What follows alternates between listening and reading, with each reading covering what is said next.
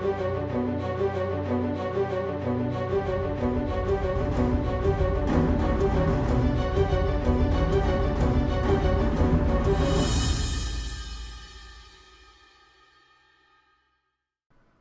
what's up, guys?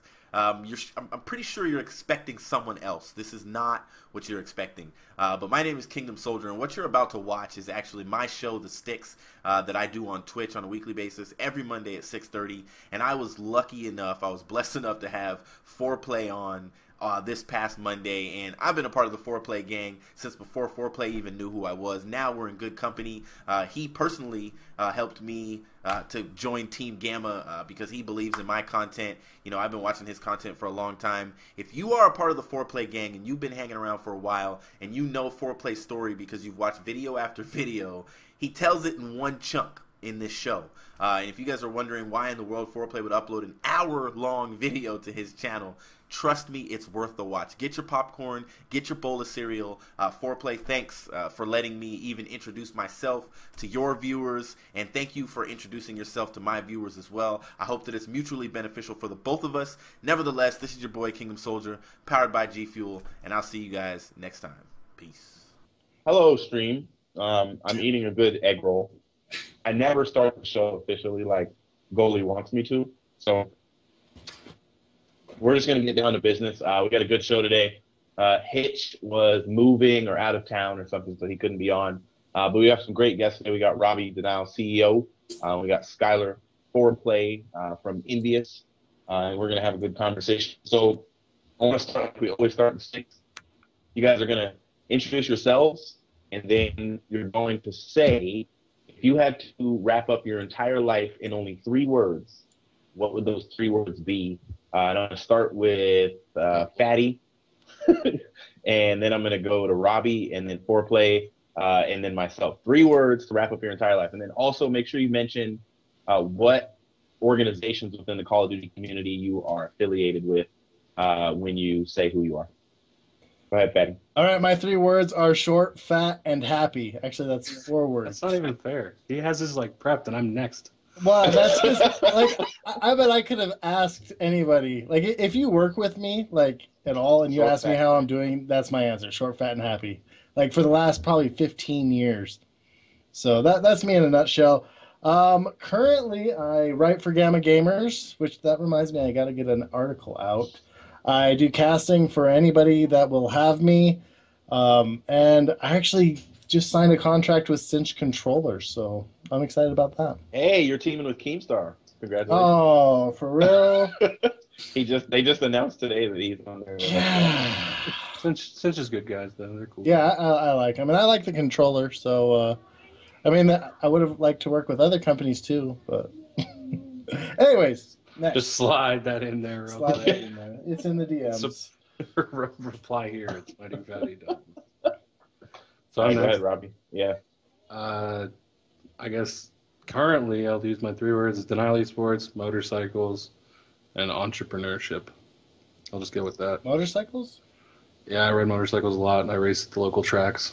So I have fun doing that in my free time, if I ever get any. So I probably ride motorcycles just as much as Sky works out. No one does as much as that. You ride motorcycles every day? Like 8 hours a day? I try. I actually got my key broken off in my gas tank on my motorcycle 2 days ago, so it's been out of commission for 2 days. What motorcycle do you have? I have an 1100XX Super Blackbird for the street, and then a 600RR for the track. Whoa. For the track, he says. Yeah, it's official. It's a track bike. It's a built 600. It'll do 174 miles an hour before the back straight, and then I wait till I see God and slam on the brakes. That's it. You got to get a denial helmet. I have Asphalt Junkies, which is one of my old teams that I used to play around with on the back of my bike. So I should add denial. That's a good additive. I should do that.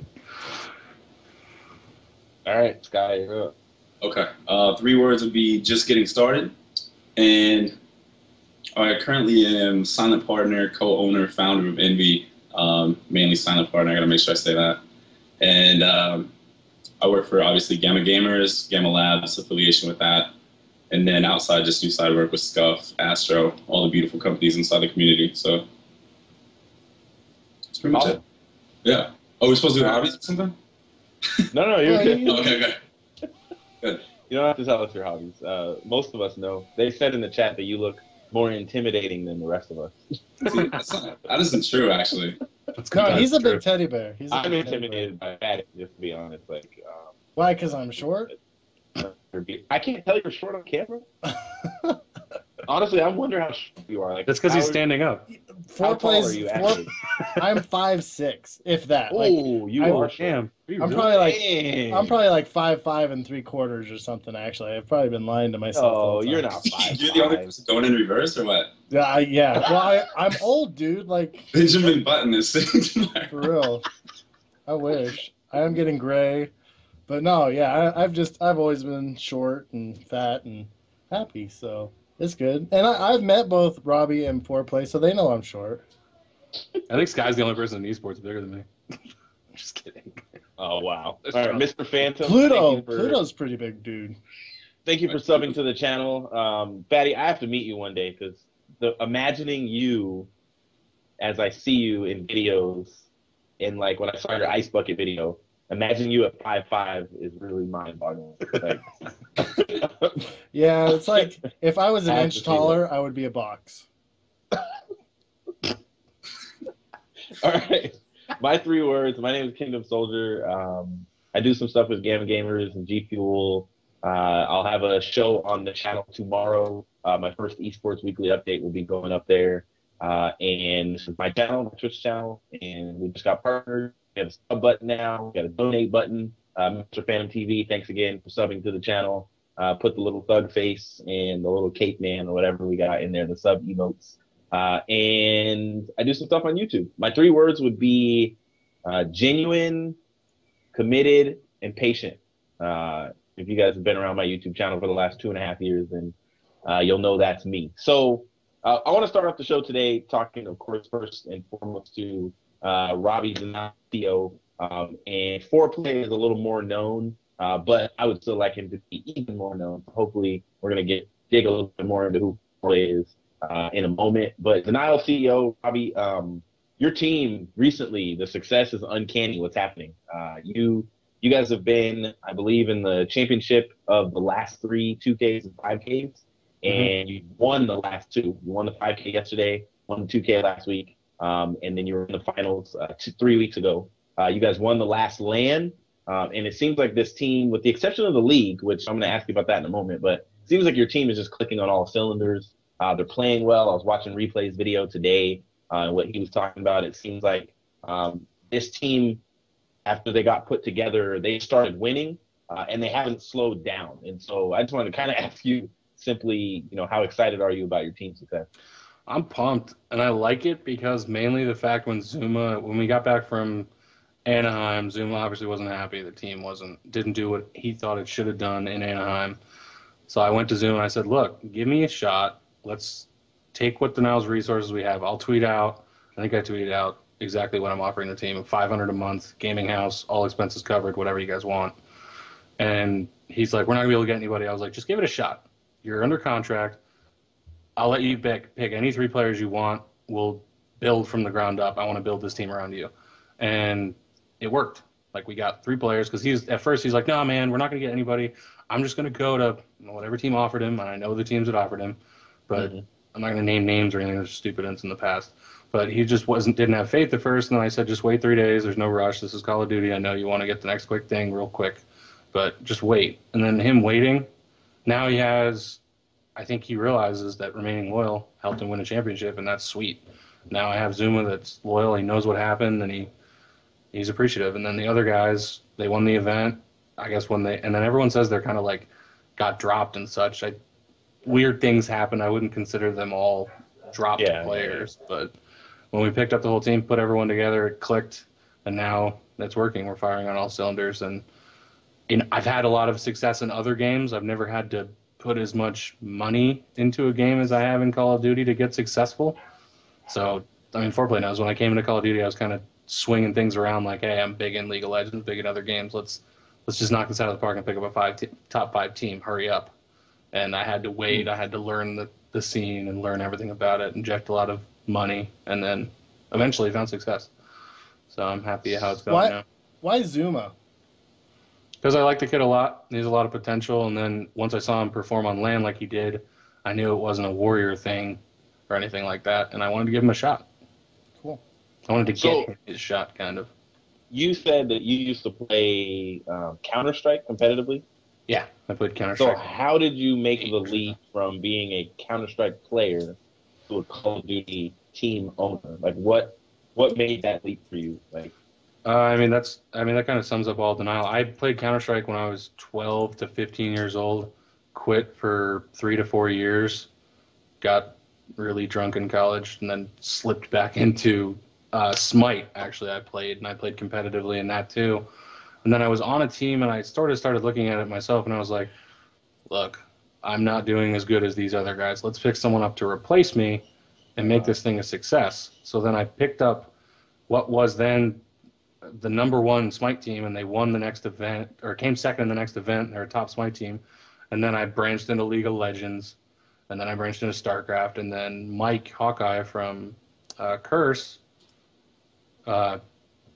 said, you should try Call of Duty. Ended up picking up Fatalize, and then somewhere along the line, that's the bird. That's a bird? It stopped. Sounds like a velociraptor. Shut it up. Yeah, it did sound like a velociraptor. Jurassic Park. That's my pet, Velociraptor. No, and then somewhere along the lines, I picked up FoRePLayy. FoRePLayy was on one of my teams. Learned a little bit more about the business side of Call of Duty, and then found Zuma, and then grew from there. And that's the kind of the transition. I realized I wasn't going to be a top pro player, so I took a step back and put someone in my shoes. And that's one of the hardest things for a pro player to do, I think, is to say, oh, you're better than me, so take the starting role. And I grew from there. Yeah, that's very, very difficult. I was kind of always curious about your team, and I know a lot of these new teams, and we talked about it last week because we had Freaky Toast on from SD and Hastra. We talked about how a lot of people think that it's easy just to start a team and fly these players around the country and that kind of stuff, and they don't know what it actually takes. It's really easy if you got a couple $100,000 to throw at a wall and hope it works. Well, yeah, that's it. And then if it doesn't, you're fine to just walk away. You got to be ready to just walk away from it.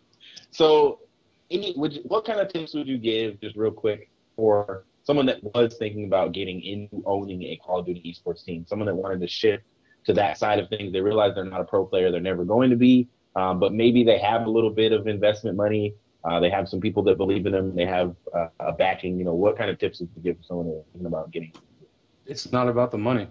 It's about earning your way up, finding the right people, and in a way, it's about getting lucky and finding the right teams and growing your network. Like, I have about 20 million strong network on LinkedIn, so I can connect to companies every day. So it's just about growing those things and getting the right connections. Like, Micro Center helped us out a lot, and I went and pitched them locally. Their corporate location is within 4 miles of my house. So I went over there and talked to the head of marketing over there. I was like, look, we have a big following. We can market your brand for a lot cheaper than someone else can. Like, if you're going to go give Kim Kardashian a couple $1,000,000, or you can give me 10 grand and I'll give you a lot of impressions. So I sold that to them, and then I ended up working as a consultant over there as well in the gaming divisions. And then you just grow from there and leeway in and find as many companies as you can to support you. And that's the biggest thing is support.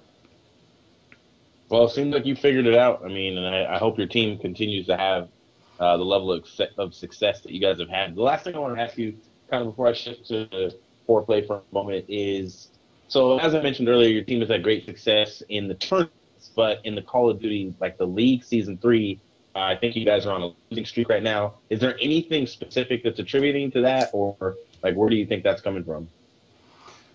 Not really. I think they're just off right now in the league and it switches hosts so often. Like we all know, this game has so much to do with host. And in the 2Ks and the 5Ks, we've had high seeds, so we haven't had to deal with it that much.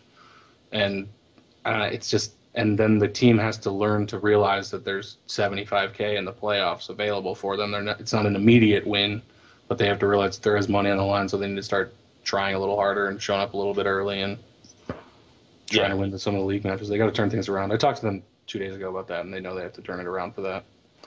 I think that was in between texts of studies saying that I don't care, we're dominant. We can't be beaten.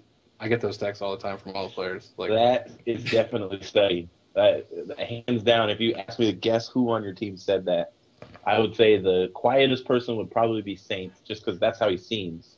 He's a. Seems like What did he say he was? He said he's a clouded leopard. That's what he said he was. Leopard or leper? Yeah, clouded leopard. Okay. There's a big difference right there. Zoom actually said I'm dominant on stream in front of like 100,000 people. So that should be the person that stands up to that, right?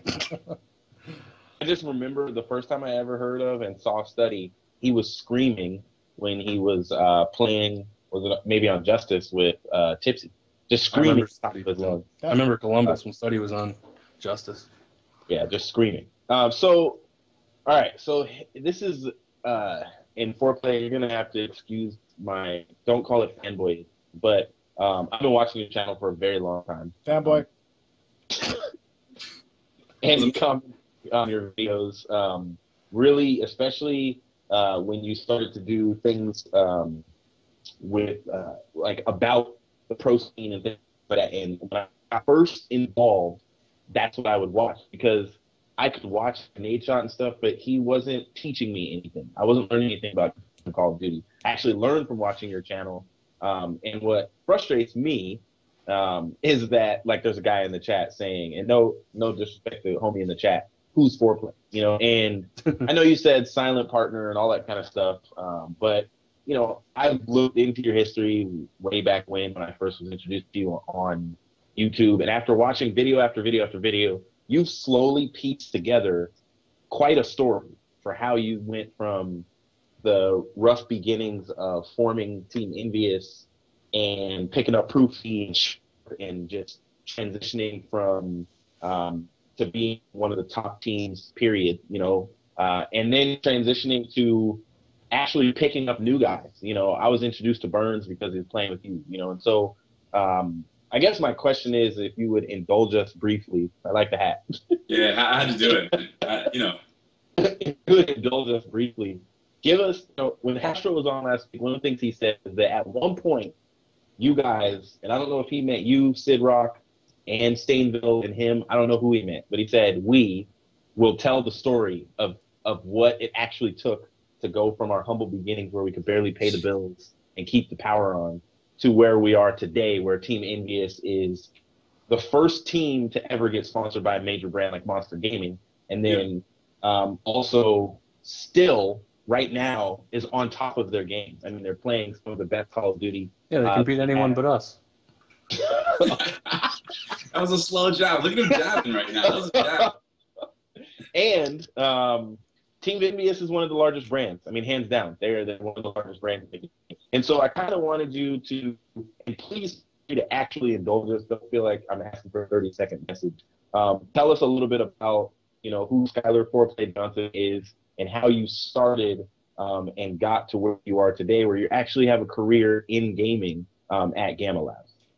Okay, well, I'm gonna kind of do a quick synopsis because I don't want this to be, you know, all about me. So Robbie's a good dude and he's got a lot to do, so lots to talk about. But it started 2007. I ended up getting hurt, broke my ankle playing college football, and I never really played video games before in my life, so I'm not a real gamer, I guess, you know? Like, I always used to make fun of it. I used to talk shit to people that did. Sorry, my language. I broke that in the first 30 seconds of talking. So I used to, you know, I used to make fun of my brother playing SOCOM 2 all the time. I used to say, well, get off that game, go, you know, go work out and stuff. And I didn't understand what it was at the time. And I ended up getting hurt, and I picked up COD 4, the beta. And I was like so competitive in the game. I was screaming at these kids. I was like, man, get the hell, you know what I mean? Like, I hated it. I hated the whole aspect of it. And then I couldn't really go back to football because I kind of fell into like a little depression and stuff. And that's my excuse, actually. I probably could have, but I was lazy. So I ended up picking up video games, and I knew, at the time, I knew a kid named Fierce and Nemesis from casually playing with them on some stuff, you know? So after that, I was like, hey, you guys got to get this game. It's called COD 4. We're going to become a pro team in it. You just got to believe me. And they're like, what are you talking about, man? Like, we're not going to become pro team. What is pro? So I sent them videos of Final Boss. I used to, like, go back and watch these Final Boss kids. And I was like, man, these guys are, you know, they're living the dream right now. Sponsored by Gilbert and Arenas. And I kind of got addicted to the whole aspect of, like, being competitive in something else outside of football. So in 2008, we played a team called System X. We were playing GBs. At the time, we went 126 and like 80 the first season of GB. We sucked. Like we weren't that good, and which I guess is decent, but to me that sucks. And sorry if there's someone out there that's 126 and 80 on GB right now. You guys are that great. Exact score. Everyone else had exact score. Yeah, I got it all memorized too. And then so we ended up playing a team called System X, and I saw this kid named Stainville, and I'm like, man, get this kid off the shitty System X team, and we're gonna pick him up. So I ended up picking him up, and then they announced the 2008 Pro Circuit, and they were like, hey, we need a team name. It bounced around from some things, like we were originally called Flatline. No one knows that. Originally Death Row, which is beyond stupid names. And then I was going through my iPod, and I saw a song. It's called EnVyUs, but they spelled it naturally, like just the normal way to spell it. And then I was like, I'm going to switch that, get creative with it, and then make it just EnVyUs. And that's how I got the name EnVyUs. And a lot of people don't know that story either. So picked that up, and we ended up, our first PCL ever, we placed 3rd. And then the second we placed 4th, and then the third PCL, which is the final one, we placed 1st. So we never placed outside the top 4. And originally, everyone in the community hated us. They were like, these kids are nerds. Oh, and mind you, in 2008, we had a team house. I'm not saying I started the team house thing, but nobody knows that either. So I guess cat's out of the bag. 2008, we had a team house. I told Stanley, he's a kid living in Cali. I was like, move to where I'm at. Just trust me on this. And he ended up flying all the way from Cali. We ended up having a team house in Minnesota with Nemesis, myself, Stainville, and Sidrock ended up moving in. But Sidrock wasn't on the team at the time. And we got this team house going, and we legit couldn't pay our bills. It was so bad. For those of you that know Nexty, he works at Astro. You guys know Nexty, I'm sure. He worked at GB at the time with Fwiz and all them. And Stainville and I would play in every tournament that they put up. And back then, mind you, we're playing for $120 at the time, like in these tournaments, you know. So we're winning these tournaments. We're contacting Nexty next day. You know how it takes 90 days to get your prize or whatever on GB? We would contact them next day and say, hey, we need our check now. So he would go through, he'd put our checks through, and that's how we pay our electricity. That's how we pay our bills. And it was rough. It was a struggle for sure. But we were the only team, besides, I guess, EG now, to stick together for a whole year and play through all the PCLs and stuff together. And I guess, yeah, that was how that whole thing started. Do you want me to keep going? Or? Yeah, go ahead. We could turn it over. Robbie, I'm sorry, man. You need to step in to say something eventually. He just said stuff. You're yeah, he was talking for like 15 minutes. You're good. Go ahead. All right. Well, then, so 2009 hit, and same thing, played through the whole pro circuit. We ended up winning, I think, 2 more PCLs at the time. There was a point in time where we just weren't losing. We picked up a kid that was hated in the community called Halifax. Still to this day, the best Call of Duty player I've ever seen in my life. Based off natural gun skill, kid was a complete, I'm not going to say the word, but he was definitely the most talented I've ever seen in my life in terms of gun skill. So picked him up, and we were just running through everything. And then the final PCL, he forgot to show up, and he never turned on his Xbox again. And that was Halifax just disappeared after that. Wow.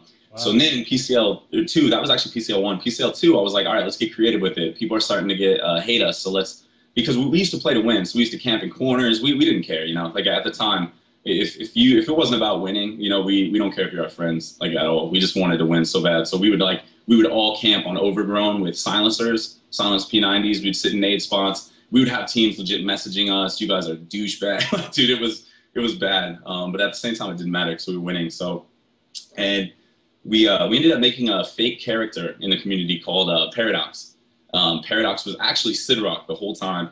And everyone was like, oh, who's Paradox? Is it Assassin? You could ask all the old heads to this day. The funniest story. They were like, oh, is it Choppy? Is it Moho? Who is this? You know, like who's Paradox? And that's right as we picked up, or I found Proofy, that same PCL. So our roster, this is when I picked up Proofy. He was on the team called, what was it? I don't remember what their team name was called right now, but it was him, Sharp, Gumper, and Modi. And they were the only team that was on us. Sorry, my language again. But they were like legit destroying us. Well, I'm breaking up this team real quick because it was the only team that beat us. And I was like, I'm sorry, Fierce, but you're not performing. He was our weakest player at the time.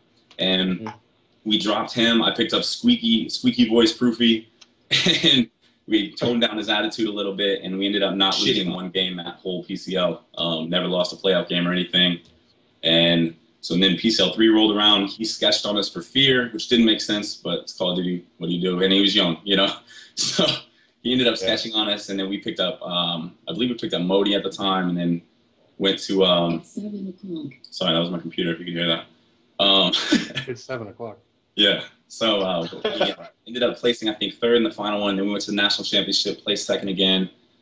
And MW2, you know, it's the same thing. Like, I'm not going to keep going through the whole history of it, but yeah, there's definitely, I think, those COD 4 and MW2 are where we definitely established the legacy at Envy in terms of just winning, you know, and brands. Picking up sponsors was actually the biggest thing. Hastro came on late 2009, and without Hastro, we definitely would have froze to death probably in the house or something would happen. So, like, whatever. But so, how did you? I mean, I know we're missing like 2 years of history, but how did you? And if you can say anything about it, but how did you go from? I'm sure a very loud and out there player on Team EnVyUs. Everybody knew who you were, what team you were on, and that you were going to win. How did you transition from there to being almost a silent member of EnVyUs, where some people, if they don't watch the videos, they wouldn't know you were actually part of the team? Yeah, I talk about this a little bit, but I try not to touch on it, but I will, I think, just for this. To me, Envy was built to be something, and it's not about me, you know, I could care less. I built it and I made it to live on, you know, in what we're doing. So a lot of people, and that, you know, I've been frustrated at times. I'll be like, man, Hastro gets all the credit for creating Envy, and he didn't even come on until 2 years later. And I've had that animosity and that jealousy in you know, in me, and I kind of like, I push that aside now because I realize it's for the greater good. And when I stepped back, it was, I think, Black Ops 1, I ended up not wanting to play because I was 3 years deep in competitive. And in that 3 years, I let my life slip. You know, I stopped working out. I legit put on so much bad weight. And I was like, you know what? Like, now I conquered this in my eyes. You know what I mean? Yeah. I knew COD was going somewhere because I knew inside details from Hastro and stuff. And I knew it was going to go somewhere. But I stepped back from the scene for Black Ops. And I said, you know what? I want you guys to take this while I'll kind of do behind the scenes stuff. So I was booking travel, and I was doing a bunch of stuff. And in 2010, we ended up moving into the team house in North Carolina, so we were all together. No, actually, yeah, in 2010. So 2011, when I stepped away from it, that's kind of where things started really picking up. Hastro was going to the events, coaching. So everyone thought Envy's Hastro's team, and still to this day they do, which is fine, you know, because it's not, to me, man, it's not about that, you know, like I appreciate everything he's done and stuff. And to me, like, I know like what I've done, and that's really all that matters. And you should know that, you know, I'm sure me always, so, but certain times I'll be like, damn, I wish people knew, you know what I mean? But at the same time, that's not what it's about, man. So players. Well, to be honest with you, go ahead. What'd you say, Robbie? I was just saying the players should get the respect and the outreach from it anyway. That's what I always think. Yeah. So I think we have the same outlook on that. 100%. Yeah, I mean, the whole thing of legacy is leaving something that's going to last longer than you. Like, that's going to live beyond yourself. And so you definitely, whatever you envisioned, whatever you dreamed of, I'm sure Team EnVyUs has surpassed that. Like, has outgrown even your own expectations, unless you expect more. I mean, I don't know. Well, yeah, I mean, I'll say it quick. There's some more stuff that you know, like, we have this greater vision that hopefully it gets to. There's 2 more things that we got to do, and when that happens, I think then I can answer that and be like, yeah, you're right. You know, until that, then I don't think so. You know. All right. Well, it looks You like know me, man. that. Yeah, no, I know, and I that's the thing, is I've watched your videos long enough, and you say what, and I don't remember what the comment was on one of your videos. You said it was perfectly accurate. It was like, you say what you believe other people need to hear at the moment. And so you've always been very inspirational, motivational, all that kind of stuff. And I know people tell you that. I look at a guy like Sensor in the community right now, and it's almost like what you would have done if you were a player. Like, as far as him transitioning and talking about, like, he had a video that said how he went from being a skinny little kid to a year and a half later being ripped and, you know, being huge, and what it means for him. I watched his recent video where he said what he eats every morning and what to do before you go to the gym. And I was actually inspired by it. You know, it was actually, go ahead. Like, I was going to say, even that, if you talk to Sensor, and he'll admit this too, And that's why people are talking about this whole fitness movement. Like, there's no reason to claim any movements or anything like that. Sensor came to my house that we had an EnVy Twitch LAN. I don't know if you remember that. It was a long time ago. We had Optic there, EnVy, a bunch of like what would be called YouTube celebs. And Sensor came there, and it's right as I started getting Stainville to work out. So Stainville's starting to get jacked. You know what I mean? We're hitting the gym every day. And Sensor shows up 130 pounds. And if you talk to Sensor, he'll admit this. He's like, I want to start working out. So he got inspired by that. And that's what's cool about it, you know, because he actually lives 5 minutes from me. I see him at my gym almost every day. You know, I don't know if you guys knew that, but so it's kind of crazy how it all panned out, you know? So. Wow. It's interesting what goes on behind the scenes. And to be honest, I appreciate your humility. So before we kind of transition a little bit, one question I had, because you talk about it all the time, but if you could only give 2 tips to people that are aspiring to be pro players, what would you give them? I would say the best tip that I can give you is, like you said, one of your 3 words is patience. If you think, because I had it easy in terms of like actually making it to a pro because there was less competition. You know what I mean? Granted, the competition was great. There was less people doing it. Imagine how many people are trying to do it, just like the NFL and NBA, anything except probably more. You know, you got to stay patient because all it takes is one break. And obviously, Robbie's players, that's a prime example. You know, I've seen so many good players come into the scene off a lucky break. Look at Nifty. All it took was what, one flag stop. You know what I mean? All it took was it's all about that one break and that moment where like you have to capture it. That's what it's about. That one time that you have. Yeah, that's it. So. Well, yeah, you look at a guy like Classic, you know, who came in to play with his buddy, FoRePLayy, who he doesn't play with anymore, but he's still a good player. You know, he's someone that just was kind of like discovered, but he was a real life friend, and so and they played together for a while. So I guess I want to ask Robbie a question before we go to questions from Twitter, which Fatty is going to lead for us. But Robbie, who would you say, from looking around, from watching the league, and from talking to your team, who is your guys' biggest competition at Nashville? Like, everybody's wondering if they're not going to compete. EG. Yeah. Is it because they didn't play in the last, or like they haven't played in anything? It's because STiKS is probably the only player that's as delusionally confident as our players are right now. That's a good way to put it. That Scump said it. Scump said the only way to win an event is to be as delusional confident as you can. Like, when we talk, for instance, our team study on Friday night said, hey, when we win, I'm taking the check home. On Friday night.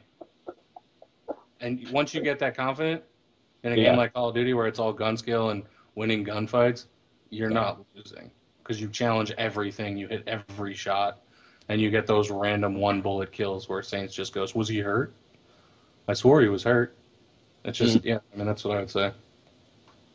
Yeah, I think EG definitely has something to prove with their new roster and all the craziness going on over there with Aches and suspensions, and they haven't been able to rise to the top in a bit. So I think Fatty, who do you think is their biggest competition? Would you say EG as well? I would say EG or I think Envy. I mean, Envy's 6-1. Yeah, Oh 6-1, but it's still. I mean, that can change anytime. That can change anytime. I've only been able to jab for like a month. Foreplay, Have it for years. And we're not in the same room, so I can jab as much as I want. He's gonna be like, just wait till I see you at Nashville. Wait, do I talk like that? Because I sound like Hulk Hogan now? No. I just imagine you mad. I want to see mad Skylar. Oh man. Actually, I don't. That would probably like freak me out. Turn green and stuff. I was gonna say, you made it sound like he's gonna be the Hulk, like Bruce Banner. Turn into him and switch it out. I'm Bonesaw. All right. So before we switch to questions from Twitter, Foreplay, I did have one last question for you, and I'm gonna make sure I put this in the kind of terms because I don't want it to sound like I think you aren't worthy of playing. That's what I'll say. Oh, I knew this. Well, my question is, in all honesty, like, you have achieved so much. I mean, you just told a story that, you know, I can't wait to put it on my channel for people to see. It's one of the reasons why I wanted you to come on, is just to expose who you are to the community that doesn't know all these new kids. So, my question is, you've achieved so much when it comes to playing, I believe you won a national championship Modern Warfare 2. Yeah, Right? 2010. So it was a long time ago, but Yeah. So, but you guys, nobody could touch you on PCLs back then. yeah. You consistently had an eye for talent and future players and people that were going to be able to be in the community long term. And now you're in the business side. You know, you're actually helping to run a channel with over 100,000 subscribers.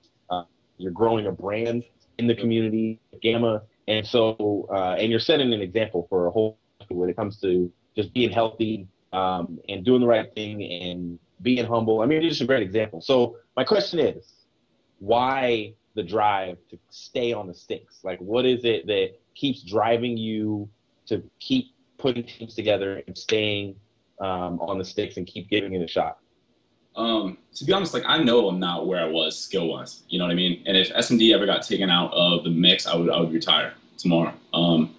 But I think Game would die if that ever happened. yeah, right. That's true. That's true. So I think SMD is a game type where it comes down to not you know what I don't even need to go into that. Yeah.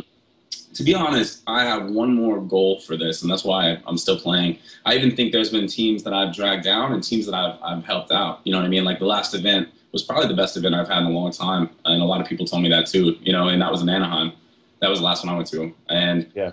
I'd like to say I have one more thing that I'm trying to do. Right now, I'm teaming with two kids, Repulse and Chirico, and these kids are so goal driven, and I'm not ready to quit on them yet. And I mean that in terms of if I have the ability to help push their name out there and get them picked up, whether it's separate teams, same teams, etc., that's the last thing I want to do. I'm not doing it for myself anymore. You know what I mean? Like you said, you know, eventually my hands are gonna start cramping and go to retirement home. No. No, I just there's these two kids, and I really want to help them out. And the same thing was with Hysteria. You know, I was teaming with a kid named Hysteria. I didn't want to let him down either. He ended up retiring and doing his own thing. But yeah, I'm pretty much doing it for these two kids. Hopefully, when I retire, it can be like I was the pipeline to the pros. You know, like I helped get people's names out there or whatever. And same with Robbie. You know, in terms of a business standpoint, hopefully I help Robbie. You know, get into the scene. The dude did it all by himself. The dude's mad smart. But hopefully, like maybe I help Robbie push out. And that's what is cool. You know, like you establish these friendships, these brand relationships and CEO relationships. You know, like today I was talking to Robbie, and it's just it's crazy how this all works. You know, so I think my time is going to be after Advanced Warfare. If I can make it through a whole year, I'm done no matter what. But if I only make it like 6 months or something like that, then so be it. You know, but I'm going to give it one last shot just to play and just try to enjoy myself, because once I retire, I'm not coming back. You know, there's no. Yeah. You're not gonna Brett Favre it? You sure? Yeah, no Brett Favre. I'm already Brett Favre, man. Right now, I'm Brett Favre in the Jets.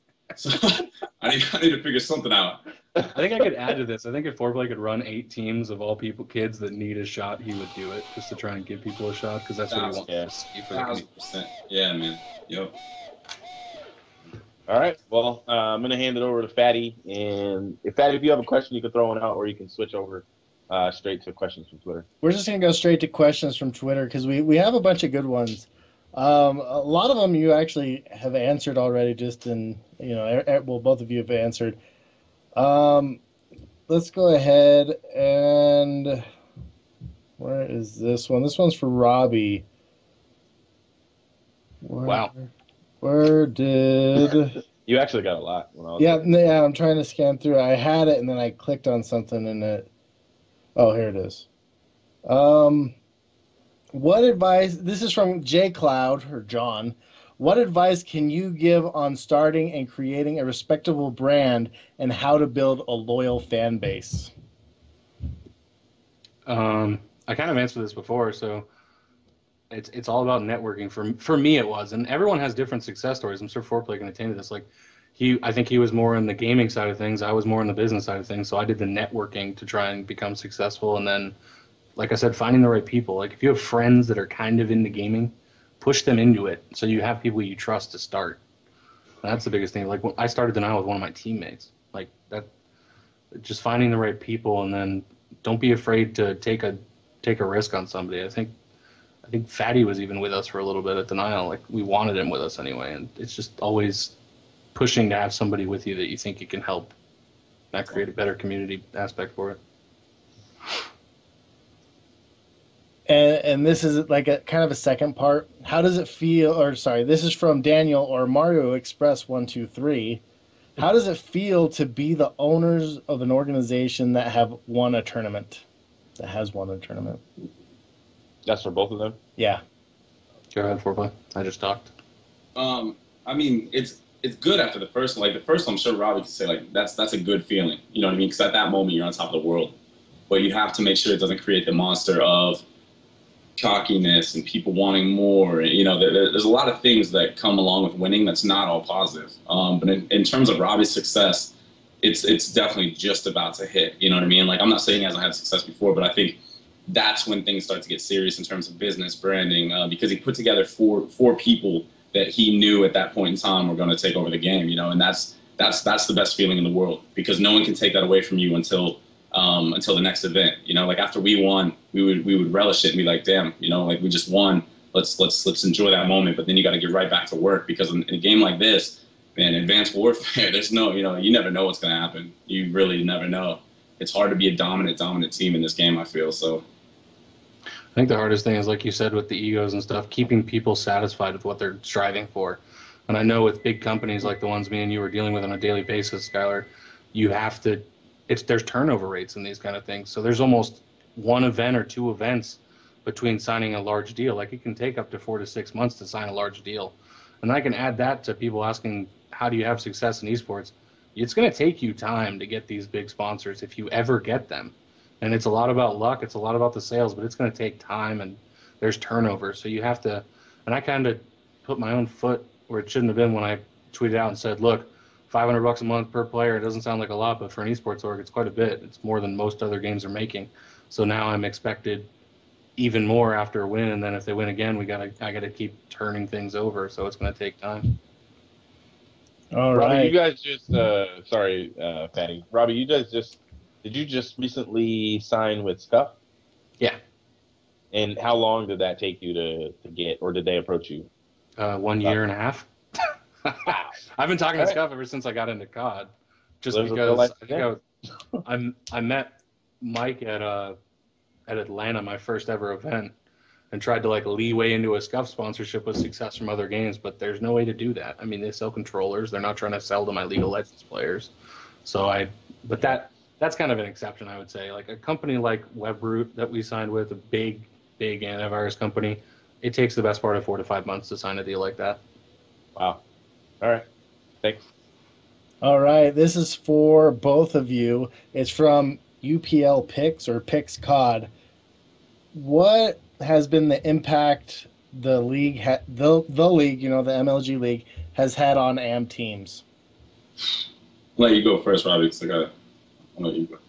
Which one? Which league are you talking about? The MLG The amateur league or the MLG league? Okay. So the MLG league for amateur teams, yeah, it's kind of a broad question. It gives them a shot. It gives them something more to shoot for, as opposed to go good luck winning event. Like form a team and win an event. Enjoy that goal, because you'll probably never reach it if you're just getting into Call of Duty. And reaching the league, I mean, that can happen. That's attainable. Look at the new teams we have that were, whether they were bought in or whether they were joined together, like that's attainable. A top 8 thing in a league, I think, is attainable. Even top 12, I think it is. But in terms of Call of Duty in general, I think the league is awesome. I think Adam has done a real good job over there at MLG's trying to form this league and make everything right. And I think we're finally going in the direction of professionalism. Fire alarms are going off. This is awesome. Fire alarms. Bird? Are you sure that's not the bird? Your Velociraptor scratched the fire alarm on the ceiling. Wait, was that a fire alarm at your house? Or I thought that was my house. That's how loud it was. His wife's cooking. Oh, he's talking to someone. I think he's saying, hold on. Wait, did you guys notice that, though? The fire alarm went off, and he just kept talking. Like, yeah, salt. The house is on fire. I'm doing a video. Like, put the fire out. I forget what I was saying now. No, like I like what Adam's doing a lot. It's finally moving in the direction of other esports, because a lot of the other esports, like League of Legends, Dota 2, are much farther in maturity when it comes to Call of Duty. So that's a great step in the direction of that. And that's pretty much all I have to say. All right, so go ahead, Phil. You had something to say on that? Yeah. Okay. I'm gonna catch heat for this. I already know I'm gonna get a phone call after this, but I hate it. I think if you're going to do it and you're going to make it about money, which we all know that's what it's about, stream views, it's about getting top 8 exposure. I love it in terms of what Robbie said for the teams that are in it in Call of Duty in general, because it legitimizes Call of Duty. But I hate it if you're an AM player. I hate it if you're a player that wants to, like, why not create an AM league with the same thing? I think they should go back to having semi-pro teams. I think 16 through 32 should be semi-pro, or even, well, I guess now there's only 8 pro teams, but back in the day, it was 16 pro teams, I believe, and then 16 through 32 was semi-pro teams, and then 32 through whatever was amateur, like through the bottom half. You don't have to have any rewards really for semi-pro if you fall in that pro point category or anything like that, but at least let it be known that, hey, I'm a semi-pro player, because right now it's you know, it's hard to get into there, you know, like, and I'm saying this for people that I see grinding every day and putting in the same amount of work that haven't caught that break yet. Like, obviously I respect the pros, top 8, you know what I mean? That's a lot of work. These kids put in so much work, probably more than what we did. Well, I'm not going to say that, but probably like a lot, you know, I know what it's like. And I just feel that they need to come up with something for the AMs, you know, and even quote unquote that semi-pro idea. I would love to see it happen again. I think they did that back in Halo too. There was a semi-pro structure, I believe, if I'm not mistaken. I obviously could be wrong, but I'm almost 100% sure on that. So, I think. Sorry, I'll add to that. I think what Foreplay is saying is absolutely correct, but I think that'll grow after we finalize the transition into being a top 3 esport guaranteed. Like, once we grow this pro league, then the semi-pros will come, and like we have PA trying to do it, but if we had someone like MLG take it over and really catapult it, like, there's no reason that what Foreplay is saying can't happen. It can't be a success-driven semi-pro league. Like, why not? Yeah, you know, have a semi-pro league that leeways into the pro league. That's perfect. It's set up for itself. Like, yeah, I just think there's 2 things that have to happen. It has to be like a pro player union. We need to quit talking about it. Someone needs to lead that, and I think that's going to be very valuable towards the owners, towards everything, you know, because there needs to be structure for that to happen. And then number 2 would be, I think that people need to realize MLG, yeah, they're doing big things, and I'm not anti-MLG at all. So I know that when I get this phone call after this, the STiKS, I'm going to make sure that's appointed. I am anti people thinking that we're taking huge steps when we've already been on TV. Not we, but MLG's already been on TV. You know what I mean? For those of you who watch Halo. Yet again, we're not taking exactly the biggest steps. And yes, we are. Like, well, we're taking steps, but it's not what people think it is. Just because you're given crumbs, don't think you're given a steak. And that's one thing. Obviously, you know, I don't even want to get started into this because I'm going to turn this into a heated debate. Not the heated debate. Episode number 2. Yeah, we're about to be out of here again. So that's gonna be the addition. I gotta wear a mask or something. We're gonna mask. Foreplay, I'll make a YouTube video and post it all, and we can. We'll have a voice changer. He's gonna sound like Darth Vader. Yeah, be like Bane. Vader. Oh, Bane's voice is awesome. Bane's voice scares me. Yeah, Bane was very scary. All right, next question. This comes from wait. Tank. Whoa. Hold up, Patty. Wow. The question I had for Foreplay, you said a pro players union. How? I mean, Halo had these like rules. You know, Call of Duty is kind of. Do you lose your pro status if you place outside of a certain position? Like, who is a pro player? Like, in your mind, like, how do you determine that? If you make a union, who gets included in that union? Wouldn't it? So you'd have to have like your head of representatives, which would be anyone knowledgeable in the space. You know, like if Ake retired tomorrow, Ake should be the leader of the pro player union, just like Derek Fisher was with the NBA. You know, Okay. So he would be the head of the union, and that's basically just it. The union isn't about having all the pro players involved. It's about having each representative, whether it's from the captain of the team that is as the pro player at that time, and those guys just look out for the pro players. Make sure that you're getting the proper funding you deserve. Make sure that the owners, you know, like another big thing is sketching. You know, like I love how the league is eliminating that. You know what I mean? Like that's a big deal. But also at the same time, I think for COD to be successful, and this could be crazy, you know, I'm not saying I'm right on this because I really don't know, but what if we did for let's say a year, you had to be on the same team to where there's brand attachment, to where just like a bad football team, you have to watch them go 0-16 if they're just not that good. You know what I mean? And then they murder in Call of Duty. Like, wait, what? I'm sorry. I said there'd be a lot of murder in Call of Duty. Yeah, and that's the thing. I'm not saying this would work, but what if you made them stick together? So then it's like you go through trials and tribulations. You know, I love seeing a team that's not that good become good, or not through roster change, through like hard work and effort. You know, Adversity, yeah. Exactly. But maybe that's just me. I'm not really sure. I just think it'd be pretty sick to watch. So. Well, there's different ways you do that, right? Oh, go ahead, Robbie. Look what Dota 2, Foreplay. I don't know how much you know about Dota 2, but they have 9 months. Yeah, not at all. If they don't stay together for 9 months, they don't make the world's largest tournament. See, now that's awesome. Yeah, wow. That's so awesome. The international, they do not invite teams if they have any instability in their rosters. So they hold the whole brand to kind of a higher level, and then they get invited to a $12 million tournament. Yeah, now that to me, that's an awesome thing, you know. And whether it would work or not, I don't want to sit and be like, "Oh, this is what we should do," and then it'd be horrible, and people are like, "FoReplay's an idiot." You know, I'm not. Remember Foreplay and Denalcio? They all up. Look at that. Right. That's one. Yeah. Oh, that's two. Sorry. Sorry, we're very passionate about Call of Duty, so the words. The words fly. No, I think you guys are right, and I think people. When I started, of course, as a channel that reports on competitive Call of Duty. When there's roster changes, my channel explodes. I mean, that's how I grew in January and December. I picked up 13,000 subscribers in 2 months because of that. But I stopped eventually uploading every trade. And people were like, why aren't you reporting on this person going to this team? You know, especially when it was like, after I got I made a video of Parasite going to Optic and then Parasite leaving Optic and Scumpy leaving Optic and Scumpy going back to Optic. It was like, okay, I'm not doing this anymore. I'm waiting for something major. So when Karma was leaving EG, I made a video about that, you know, but that was a big deal, you know. But I think what's underneath what you guys are saying that people don't realize, and this is what I talked about in the past, is that dealing with adversity and learning how to work on a team, it builds character. And when you get a job past gaming, you're going to have to learn to work with people that you may not like, that you don't want to see every day. You don't want to be in meetings with them. And I understand that what we could be creating is a culture where these young guys think that, oh, if I don't like something, I can just switch. I can just leave. I can just change. And I think that what the league is doing, I agree with FoRePLayy, that it's better. It's promoting an environment where these guys actually have to have long backroom conversations. But I also think maybe combining that with a long-term contract, if you break your team, you don't go to COD champs, you know, or something like that. So I don't know.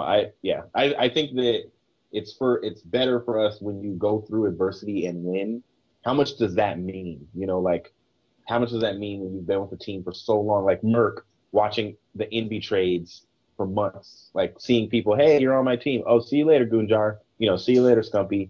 See you later, Study. See you later, Parasite. You know, it's like you see all these people coming and going, and then finally to rise to the top. I know beating Optic was huge for him. But to also, and he just stuck with the organization, you know, and eventually got what he wanted, you know, winning Gfinity. So that's just my opinion. I think that teams sticking together, I agree with you guys. It would be for the best if we could figure out a way to make it happen. One more question, Patty. All right, one more question. This comes from M Tank or M7 Ank.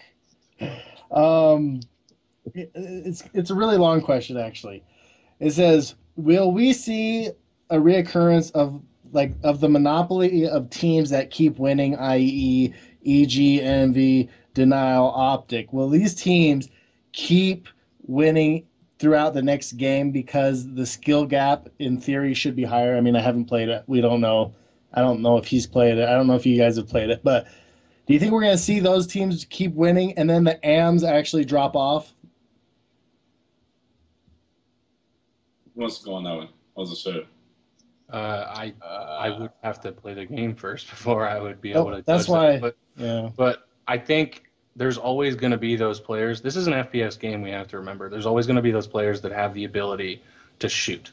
Like if you take a Counter-Strike player, like before I played Counter-Strike, I played Halo on the PC, and I went into Counter-Strike and was just as good as some of the top players because I could shoot. If you have a controller in your hand and you have the ability to shoot, you're going to be good at most first-person shooter games. So I don't think that'll ever change unless they turn this into like World of Warcraft Live or something. Then the skill gap will widen huge. But as of right now, I don't see the skill gap being that huge on Advanced Warfare so that there's 4 teams winning every event. What happened with Complexity is kind of unreal. I don't think it's ever happened at any other. That's inhumane. That doesn't, like what they did. Even when Farico did it, you know, we were like, wow, that's a pretty good winning streak for LANs.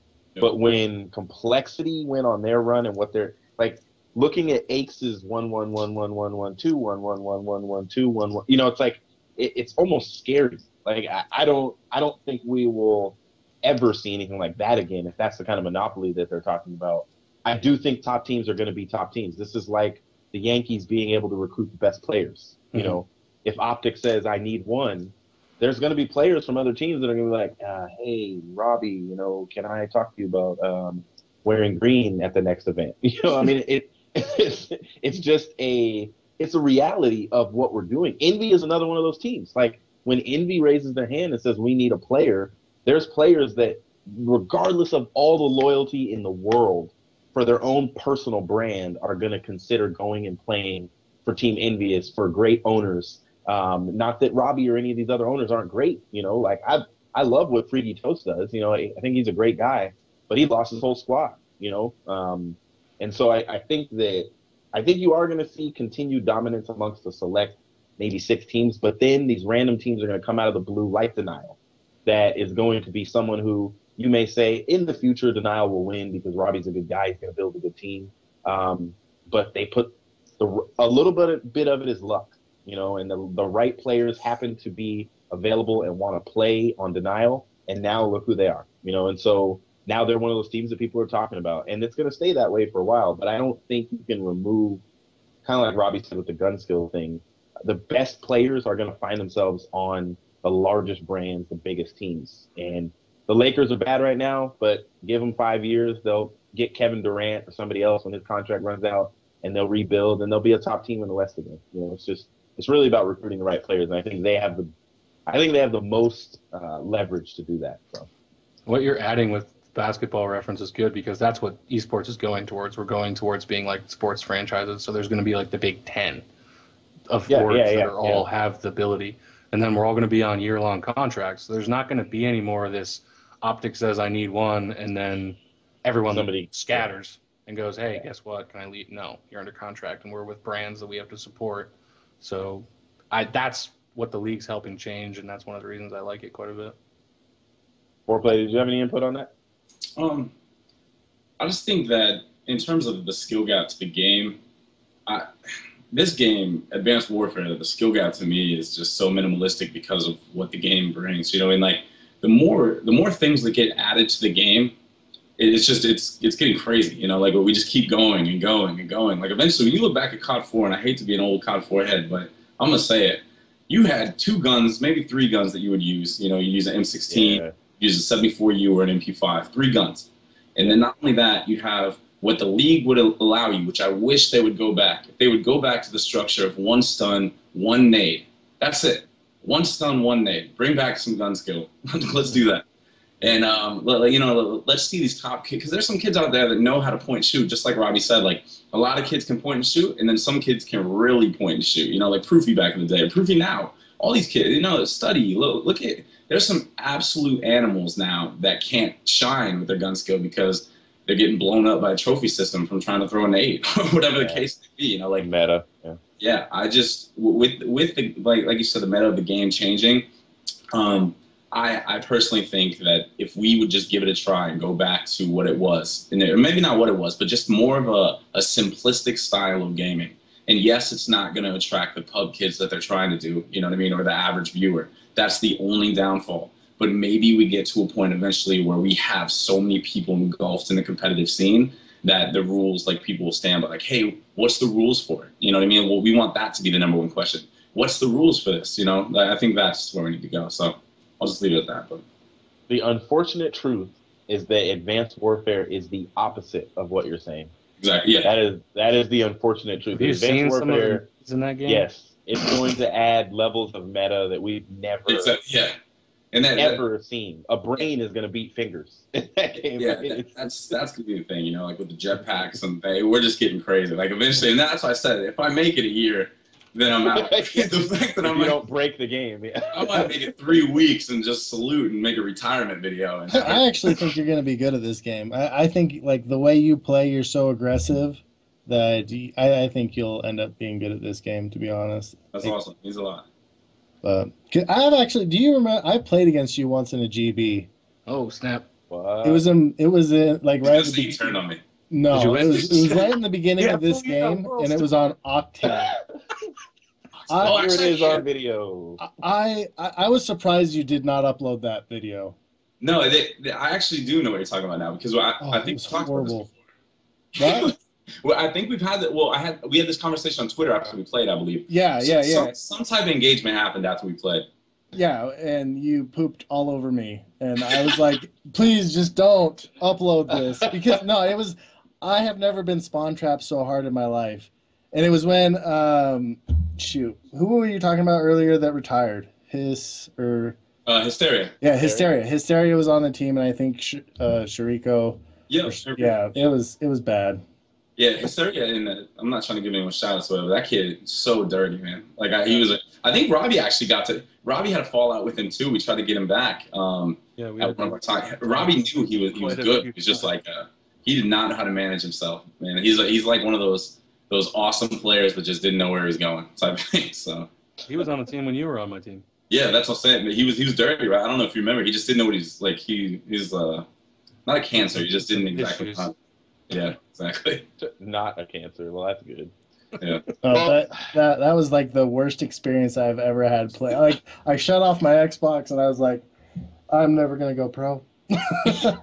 We put Fatty into retirement. Man. Oh no, it was bad. Like I was like, back next game. Watch. oh jeez, oh my gosh. But yeah, because of that experience, I think you're gonna do well. I also think Denial actually is gonna have a really strong team going into the next game because I think Robbie built a great team.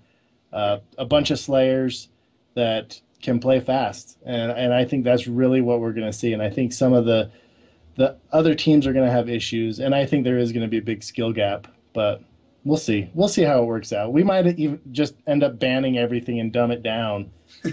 But ban it down to 2 nades. Yeah, which I hope doesn't happen. I think we need to start going toward that whole League of Legends style where everybody plays the same game, but It has to have differences, though. You got to be able to throw curveballs. That's what makes the fans love it. Yeah, but yeah, we'll see.